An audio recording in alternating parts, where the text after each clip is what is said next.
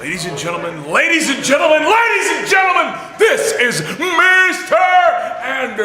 Anderson. Keep watching the Roman Show. You know what I'm saying?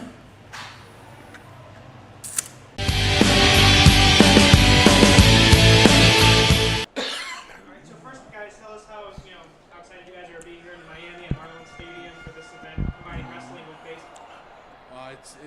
It's always great to come back to Florida for me anyway. I know Jim lives in Tampa, so he just he gets to be in Florida all the time. But for me, it's a lot of memories here in Miami, and it's great to see this brand new stadium. I mean, you hear about it, but to be here and see it and see what a beautiful stadium it is, it's It's great absolutely experience. beautiful. We would be rather watching the Dolphins, so. You mentioned you said you had a lot of memories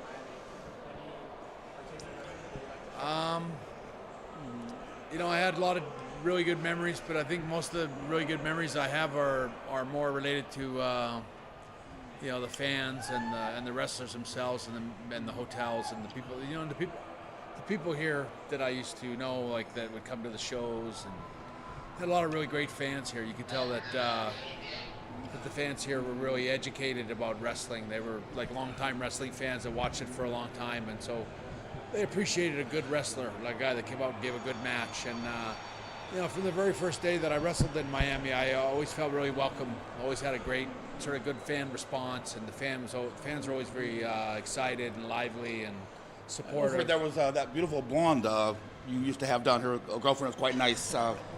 Cindy, or?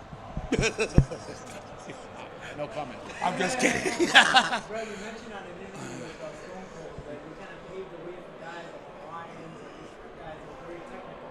What's your thoughts right now on Brian and him pushing WWE? Oh, I think it's great. I think he's a great wrestler. I think CM Punk's a great wrestler. I'll say this much. I think if you watch the wrestlers today, you know that they weren't watching Hulk Hogan. They were watching Bret Hart and Shawn Michaels. And wrestling has gone in the right direction as far as it's about the wrestling.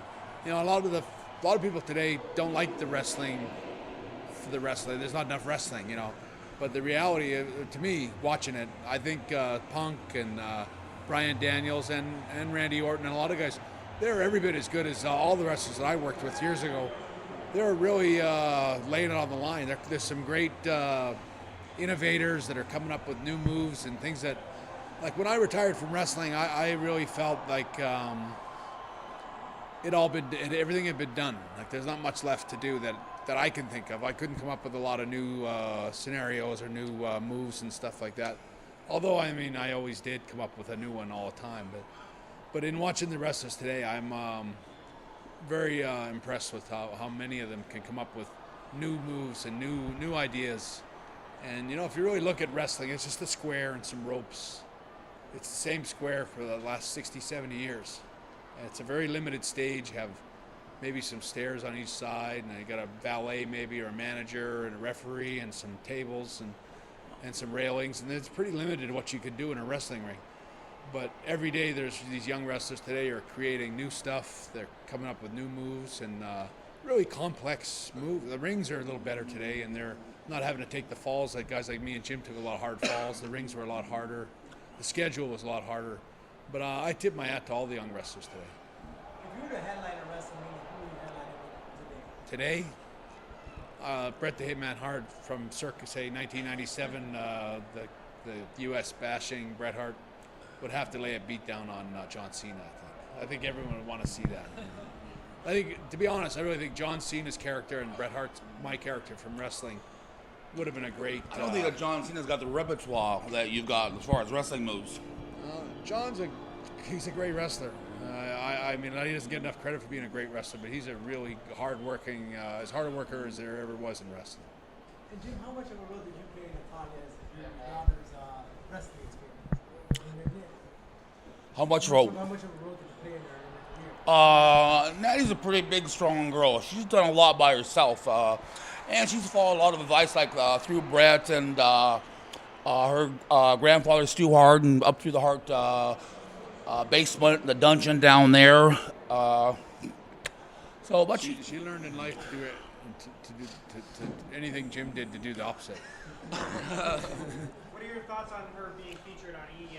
every week as far as a reality show and maybe helping her get maybe more opportunity at big performance? Well, that's a hell of a show, for one thing. And the next episodes coming up are quite good. With Natty getting married and the Bella twins and stuff like that. Pretty exciting. All those girls have really good characters. Okay. When you watch the show as a dad, you kind of get ticked off some of the things that happen to your daughter? Natty's a big girl. She can take care of herself. I spoke to the Nasty Boy and he gave you guys credit for making them a household names. How do you feel when they say something about the Hart Foundation, giving them a Well, I'm probably right about that. the Nasty Boys were nasty boys, and you know, I think there was a little bit of the Hart Foundation, like the way Jim and I were when we first started with Jimmy Hart, and later on Knobs and Sags kind of came in. They were kind of, if anything, I think it was a compliment. They were always trying to emulate us, I think, and try to be the Hart Foundation tag team of say the mid '90s. But they were really good. It made Knobs have to think. Yeah, he'd have to think when he wrestled the Hart Foundation. And do you think the current wrestling right now is nine with tag teams? Should they bring it back? Yeah, I'm you know, my understanding is that Vince McMahon himself doesn't like tag team wrestling. He's grown bored with it or tired, didn't like it anymore.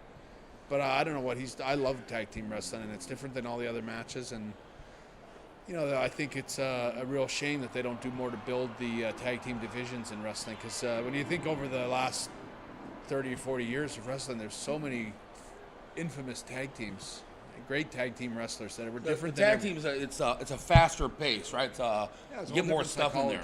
There's a whole different thought process that goes into developing the tag match, and I hope that they bring it back the way it was. I think that, you know, there's still some great tag teams in wrestling, but they're not getting the highlight that they should. What are your thoughts on the WWE Performance Center opening up and comparing it, you know, how they're breaking into the business and now how they're signing them compared to how you broke into the business, you know, obviously a lot of different times now, but It'll be interesting to see if they can manufacture like a printing press, print like wrestlers out. Like I don't think I would have learned very well in that situation, but the wrestling's changed so much, and you know, I know that the what they've done with FCW in Tampa, the real wrestling sort of school they have, that they've turned out some really good wrestlers from there. So they must know what they're doing, and I think it'll probably be really successful. You know, I have a lot of respect for the guys that they got teaching guys, and they got some good trainers, and they got some, you know, some of the wrestlers I saw at FCW, say 2 years ago, they're all in the ring wrestling today, you know. So I mean, they're. I remember telling them, I said, you guys will all be in the ring in a short time. They're all really good even then. So I think there's a lot of good that can come out of that big school or whatever it is that they got. Bret, what made the Hart Foundation so successful? Now you look back, it just What makes the Hart Foundation so successful? Well, when you take a large wrestler like myself who is muscular and strong like a tank, and then you take a wrestler like Bret who was like a Ferrari, and you combine the speed and the strength into one, that's what makes the Hart Foundation, right, Bret? Yeah,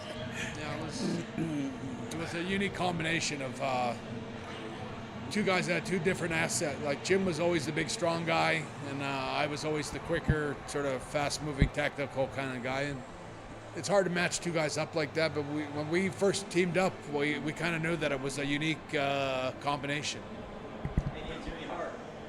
And Jimmy Hart. You can never take it. Jimmy was a big motivator for us, and especially in the early days, you know, he was a big part of that. Got a lot of energy and talking. And It's sort of like a reunion when you come here and look at the guys like Goldberg. You got to just ask them about the community they have with them. I've always had a lot of respect for Bill, and I know that what happened with me and Bill, like when he hurt me with the kick in the head and all that, you know, I know that Bill hasn't got a mean bone in his body, and whatever happened with me and him was just you know, it's part of the job. But I do wish he'd been a little more careful. But he's a great guy, and he's, you know, we've always been good friends all through the years. You know, like there's a lot of people think there's a lot of bad blood between me and Bill, but there's never been any bad blood. We've always been very good friends.